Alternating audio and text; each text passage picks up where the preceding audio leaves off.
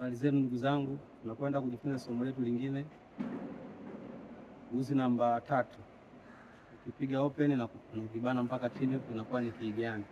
Sasa namba 3, unapopiga namba 3 kama hivi open, usema ni G.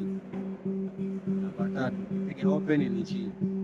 Ukibana kwenye chumba cha kwanza inakuwa ni G sharp au A flat. Ukipanda chumba kimoja unakutana na A. Uzi namba 3 ni A. Ukipanda chumba kinachofuata inakuwa ni B flat au A sharp. Ukipanda chumba kinachofuata unakutana na B. Ukipanda chumba kinachofuata unakutana na C.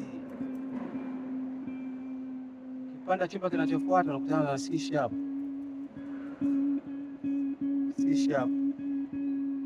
C sharp au D flat. Ukipanda chumba kinachofuata unakutana na D. D. Ukipanda chumba kinachofuata unakutana na D sharp au E flat.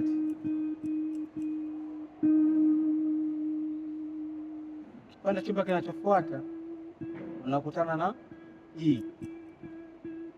Hii tulisema inaweza kawa D sharp au E flat kwa sababu ukiwa hapo kwenye D, ukipanda chumba kimoja ni D sharp kwa sababu hii ni nusu toni, sio key kamili.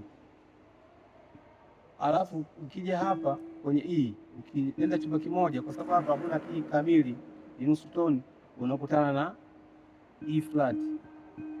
Kwa hiyo hapa tusema ni E. Ukishuka chumba kinachofuata unakutana na F. Ukishuka chumba kinachofuata F sharp. Ukipanda chumba kinachofuata unakutana na G. E F sharp au G flat. Hapa unakutana na G tumesema.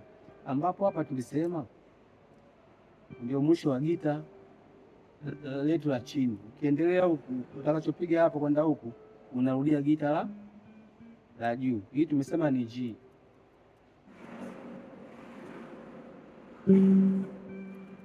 Ndio tukasema ukibana hapa chumba tulisema hapa ni nini? Ni G sharp ambayo ni hii pia. Maana hii ni G. Hii ni G sharp. Kwa hiyo tunarudia gita la chini huko. Kwa hapo utakachokifanya kama G sharp utaendelea vile vile. Utakutana na A. Vile vile najirudia. Sema hapa tulisema ni B flat. Na hapa B flat. Kwa hiyo itakusaidia sababu ukizijua hizi ni rahisi. Unajua unaweza ukacheza gita lako maeneo haya lakini ukaama moja kwa moja ukajua inapatikana wapi tena hiyo B. Ukacheza. Ndio hicho tunajifunza hapa kitakusaidia. Asanteni sana, msisahau kubonyeza kengele, kushare na kucomment ili watu wengi wapate haya mafunzo pamoja. Asanteni sana. Mungu awabariki.